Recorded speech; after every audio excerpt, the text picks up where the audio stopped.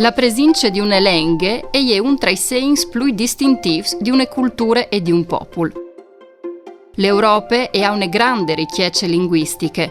Difatti, il numero di lingue fevelate sono passe 100, un evore di più rispetto al numero di lingue ufficiali dell'Unione Europea, che sono 24. Dai 500 milioni di persone che vivono in Unione Europea, sono circa 60 milioni che adoperano ogni di una lingua che fa parte di una comunità di lingue minoritarie. Il 14% delle popolazioni europee viene a stare un cittadino europeo su 7. Ma c'è una lingua minoritaria?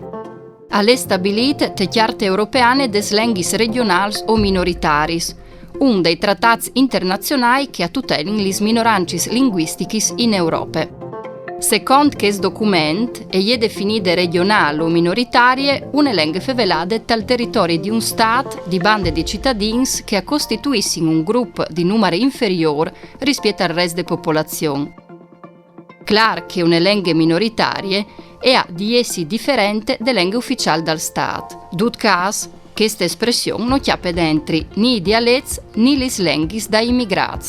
La situazione delle lingue minoritarie, però, non è da perduta compagna a livello normativo.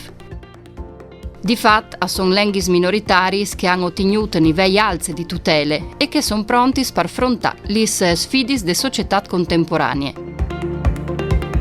Sono invece altre lingue minoritarie che anche oggi non hanno un riconoscimento ufficiale, o che, anche se lo hanno ottenuto, patiscono una forte pressione di bande di lingue dominante del Stato. Per preservare questo patrimonio, il Consiglio d'Europa e l'Unione Europea promuovono la diversità linguistica sia a livello normativo, sia di azioni di queste.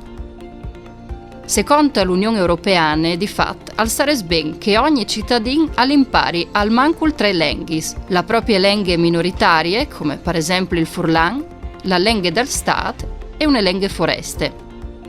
L'Italia è un paese che ha tanti di minoranze linguistiche, in da ben 12, albanese, catalan, croato, francese, franco-provenciale, furlan, grecanic, ladin, occitan, sard, sloven, tedesco. In Friuli si fevelin 3 di questi 12 lingue, vengono a stare il furlan, il sloven e il tedesco.